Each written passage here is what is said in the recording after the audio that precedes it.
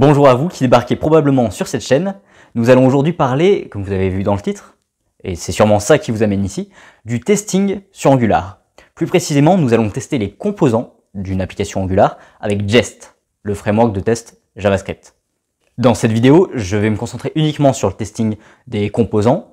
Je ne vais pas m'étendre sur les services, les states, etc. Car il y a déjà suffisamment de choses à voir. Je ferai des vidéos dédiées à ça. Et je ferai une vidéo dans le futur concernant le paramétrage de Jest, comment mettre Jest sur un projet Angular, car si vous êtes initié sur Angular, vous savez probablement que lorsque vous installez Angular de base, c'est pas Jest qui est par défaut, le framework de test, c'est plutôt Karma et Jasmine. Alors pourquoi est-ce que je fais cette vidéo? Je la fais tout simplement parce que je me suis récemment, enfin ça fait déjà quelques mois, initié sur Angular, et notamment ce que j'ai adoré dans ce framework, c'est le testing. Comme tout est découpé bien précisément, tout est super facilement testable. Et c'est ça que je trouve merveilleux dans Angular. Et c'est pour ça que je vais vous faire une petite série de vidéos sur le testing en Angular. Donc, si le sujet vous convient, on est parti.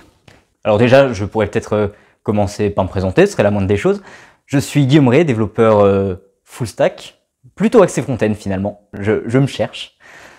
Donc, développeur full stack depuis déjà 2 ans en freelance, et je partage avec vous sur cette chaîne YouTube mes connaissances et ma passion pour les langages du web. Alors je tiens à préciser avant que la vidéo ne débute que ce n'est pas une vidéo pour vous apprendre à paramétrer Jest sur Angular. Ma config est déjà faite et je vous montre comment est-ce que je fais pour tester au maximum, avoir un maximum de code coverage sur mes composants en Angular.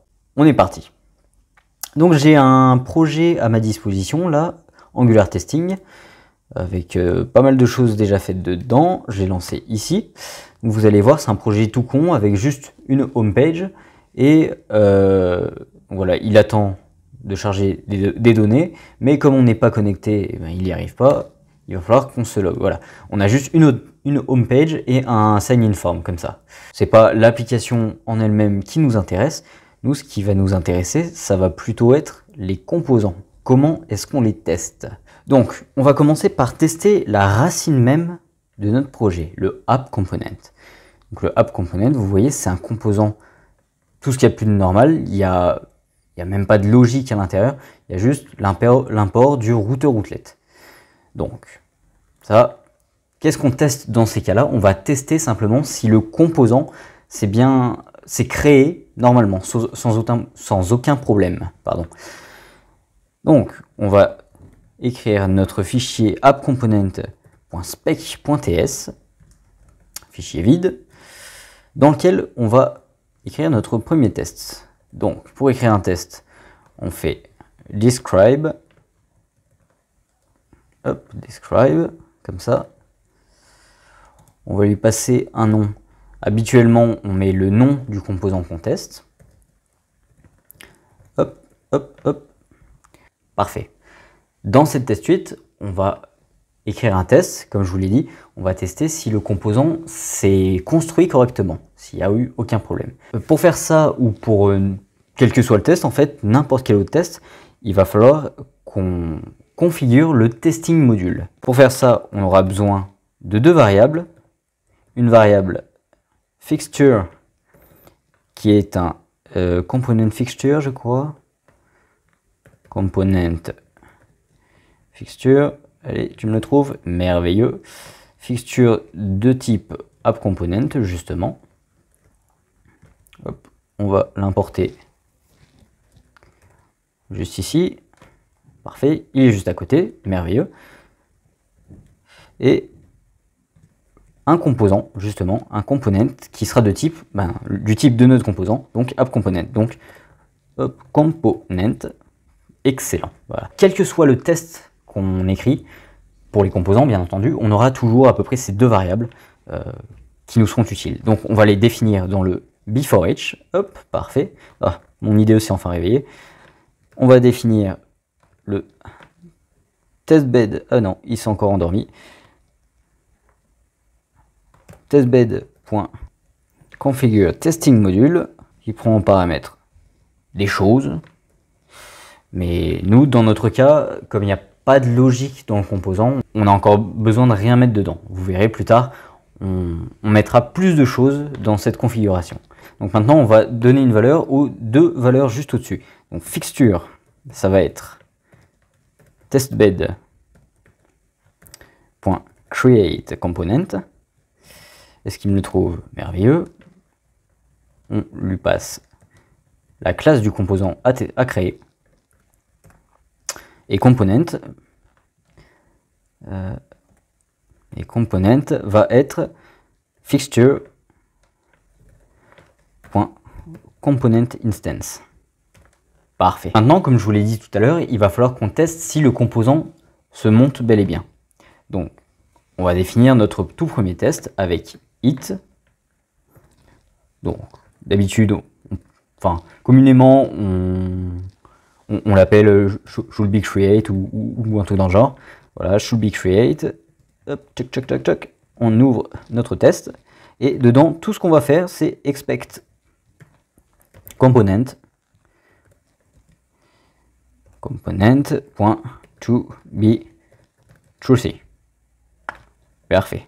Donc, toBeTruthY, pour ceux qui ne connaîtraient pas de geste, là on teste simplement si la valeur passée dans expect est truthy. Donc en JavaScript, on a les valeurs truthy et falsy.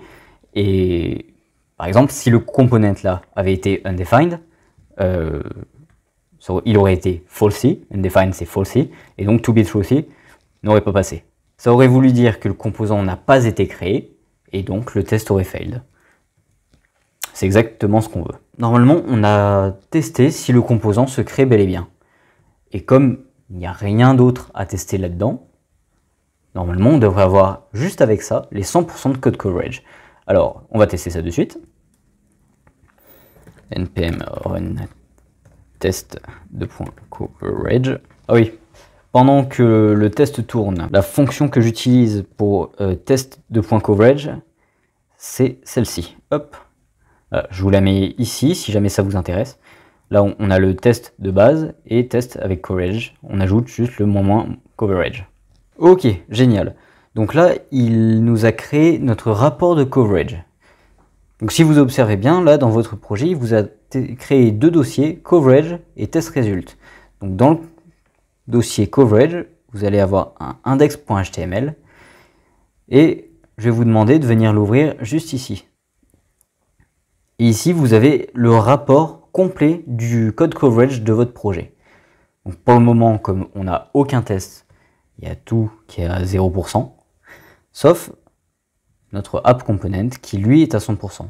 Rien qu'avec le petit test qu'on a rajouté, tout le composant, toute la création du composant a été testé. Maintenant, passons au stade au-dessus. On va aller tester un composant un tout petit peu plus complexe, celui du sign-in form. On va aller tester ce composant-ci qui correspond juste au formulaire. Là, il y a beaucoup de code dans le HTML, mais dans le template, en soi, il n'y a pas grand-chose.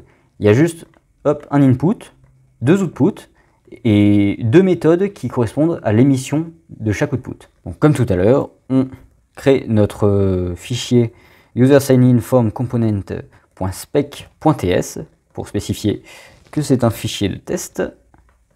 Et on est parti, hop, describe,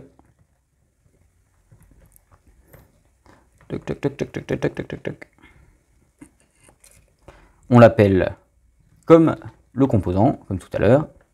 C'est toujours à peu près la même chose, on va avoir besoin de nos deux variables, fixture, qui est un component fixture de user sign-in form component, qui est juste à côté normalement. On a dit juste à côté. Parfait.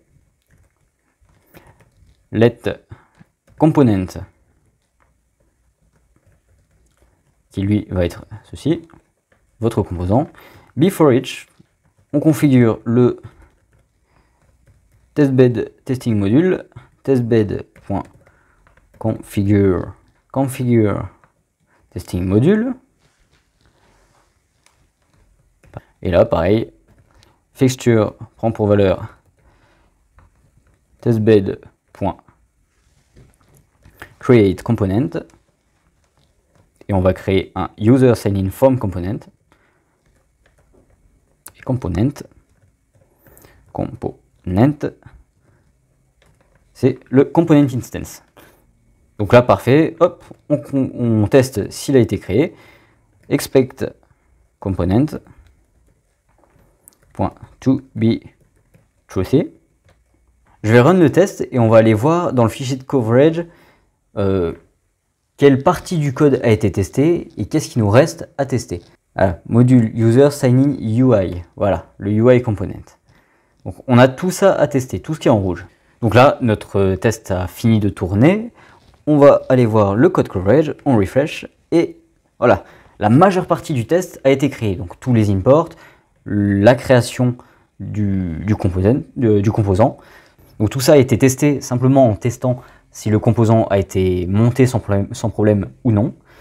Mais il nous reste tout de même les méthodes qu'on va voir. On va voir comment est-ce qu'on fait pour les appeler. Donc déjà pour tester, il va falloir bien comprendre ce que fait notre composant. On va déjà commencer par cette fonction-ci. Donc cette fonction-ci, dans quel cas est-ce qu'on l'appelle?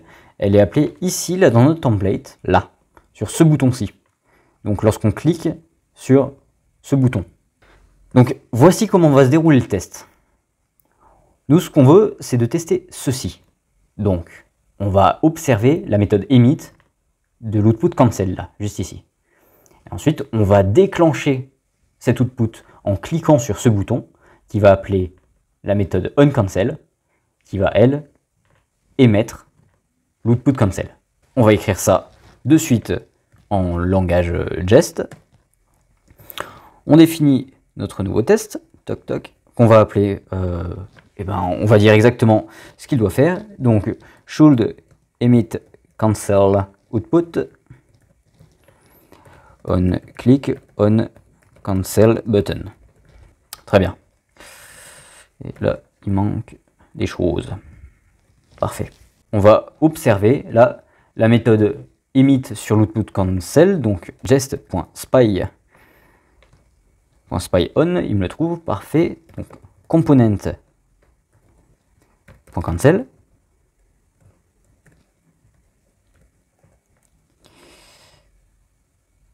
Pourquoi il râle? Dites-moi pourquoi il râle. Ah oui. Alors s'il râle là, c'est parce qu'on ne veut pas observer component.cancel, on veut observer la méthode emit de component.cancel. Donc ça c'est l'output, et ça c'est la méthode emit qu'on veut, on veut vérifier si elle a bien été appelée. Et donc notre test, ça va être expect component.cancel.emit.to have been called. Ce qui me le trouve parfait. To have been called. On veut juste tester si elle a été appelée. On a setup notre test, et ça c'est ce qu'on veut tester. Sauf que l'output cancel ne s'émite pas toute seule comme ça. Là, il va falloir qu'on trigger l'output. Donc qu'on clique sur le bouton. Alors comment est-ce qu'on écrit ça? Ça va être notre button, comme on a dit.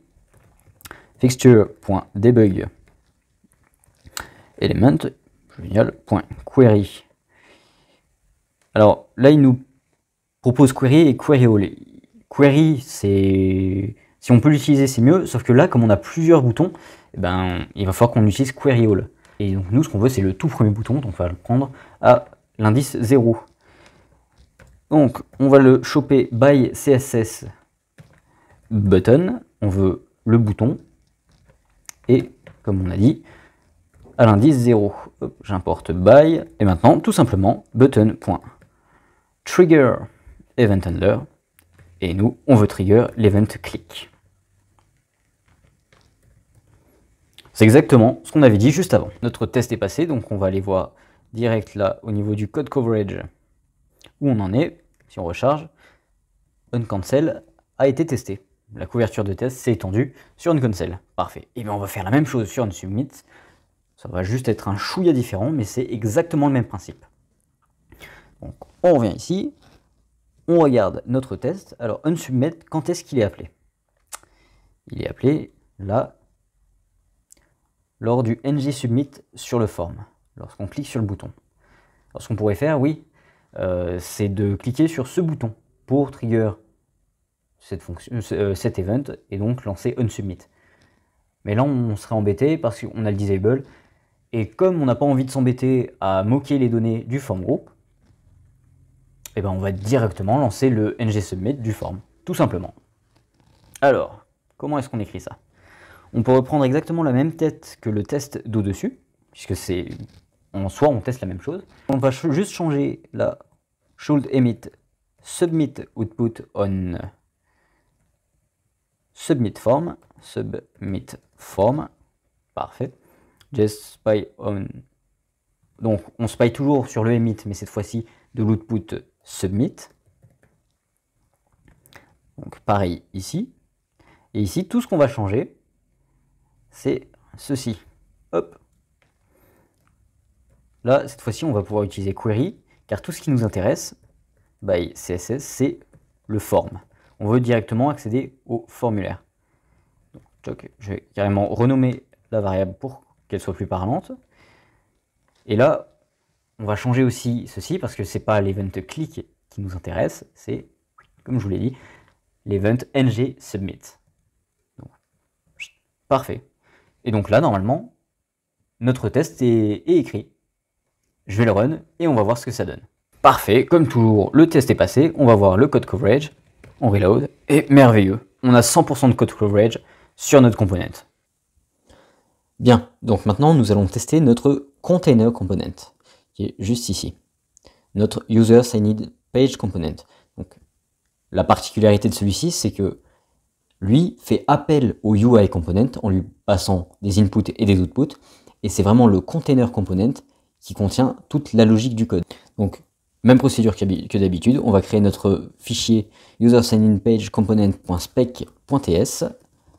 Voilà. Pour définir notre fichier de test.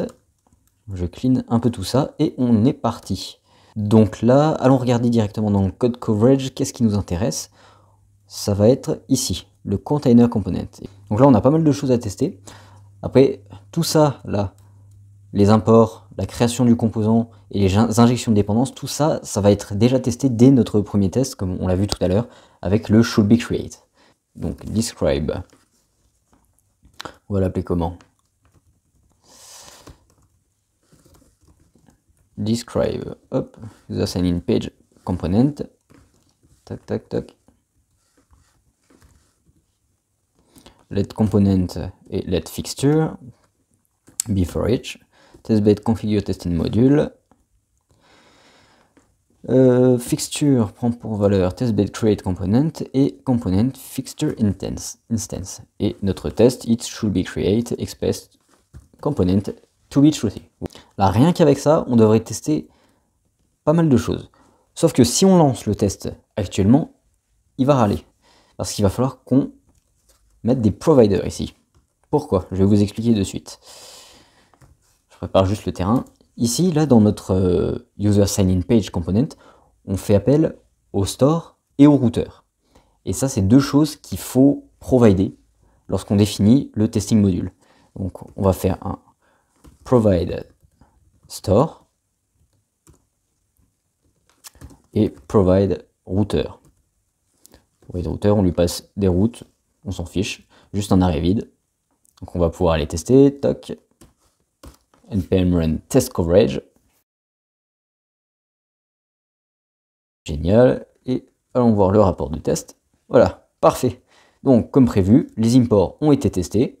La création du composant aussi, avec les injections de dépendance. Comme tout à l'heure, il ne nous reste plus qu'à tester onSubmit et onCancel. On va commencer par le onSubmit. On va créer directement un nouveau test. It. Alors, comment est-ce qu'on va l'appeler? Qu'est-ce qu'on veut tester là exactement? On veut tester le dispatch de l'action authenticate lorsqu'on submit. Eh bien, should dispatch authenticate on submit, tout simplement. Alors là, c'est un cas assez particulier parce qu'on veut tester le dispatch d'une action. Donc ça, il y a déjà toute une manière de faire qui existe. Donc il va falloir qu'on crée une nouvelle variable ici, qu'on va appeler action, avec un petit $, pour dire que c'est un observable sur action context. Voilà. On va la définir ici. Action est égal à testbed.inject actions. Et donc ici, on va venir définir notre test. En fait, ce qu'on va faire dans ce test, c'est simplement définir un observable. On va observer le dispatch de l'authenticate. Et on indiquera à Jest que le test est fini et down. Ici, hop, en paramètre, on lui passe la Jest done callback. On dira que le test est done une fois que authenticate a été dispatch.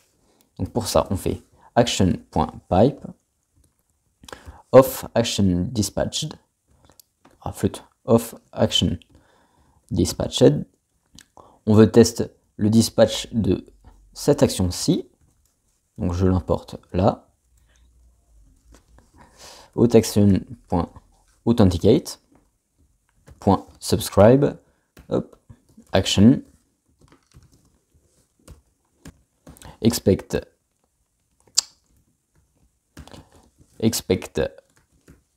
action to strict equal une nouvelle action qu'on va créer, donc une nouvelle authenticate action. Et donc authenticate attend un login request body qui a un username et un password. Donc je lui fournis ceci. Parfait. Voilà, donc ça va être notre test. On s'attend à ce que l'action qu'on reçoit soit égale à une nouvelle action qu'on crée de toute pièce. Et là, comme je vous l'ai dit, on va appeler la fonction done pour signifier que une fois que ce test est passé, notre test est terminé. Sauf que, comme tout à l'heure, l'action, elle se dispatche pas toute seule. Là, il va falloir faire en sorte d'appeler le onSubmit.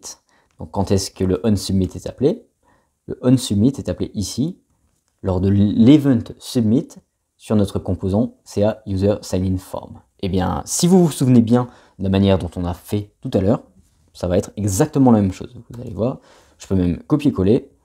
C'est ça, hop, avec le debug element.query by CSS, et ensuite trigger event handler.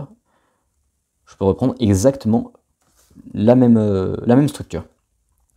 Ici, element, ça va être ceci, mon CA user sign-in form, que je vais choper ici avec query. Et ici, je veux trigger l'event submit, l'event qu'on retrouvait juste ici. Donc, en faisant ça, normalement, on va trigger l'event submit, qui va lancer cette fonction onSubmit. Le store va dispatch l'action authenticate, et donc l'observable sur l'observable action là va pouvoir détecter notre action et run le test. Testons ça de suite. Parfait, tout passe.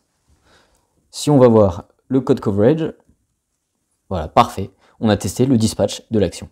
Donc maintenant, passons à la deuxième fonction, onCancel. Donc pareil, quand est-ce que onCancel est appelée? Elle est appelée sur l'event cancel de notre formulaire, juste ici. Et qu'est-ce qu'elle fait? Elle fait appel à router.navigate avec la route vers homepage. Alors, si jamais la route vers homepage, c'est tout simplement un slash. Donc ça va nous aider à écrire notre test. On va appeler notre test should call router.navigate on cancel. C'est assez parlant. Hop, on crée notre test. Là, il va falloir qu'on moque le comportement de router.navigate. Déjà, il va falloir qu'on ait un routeur. On va l'ajouter aux variables ici. Let router, ça va être un routeur, tout simplement. Routeur, parfait, il me le propose. On va faire router.navigate